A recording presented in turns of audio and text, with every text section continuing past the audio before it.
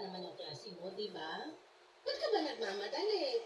May dadaanan pa po kasi ako. Bibili ako ng bond paper para sa research namin.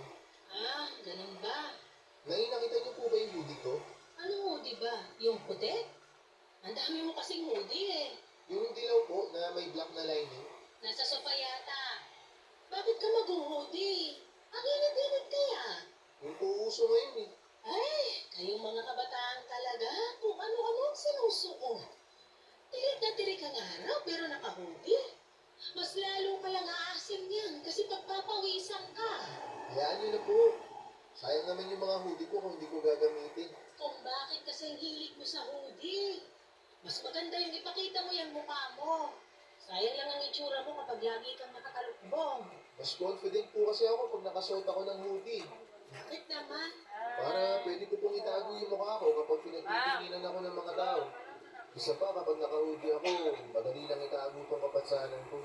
Anak, hindi mo dapat ikahiyayang kapansanan mo. Kasi hindi mo naman kasalanan na naging ganyan ka eh. Binigay yan sa'yo ng Diyos kasi alam niyang kaya mong dalhin kung ano man ang meron ka. Wala nga siyang binigay na kamay sa akin. Ikaw talaga.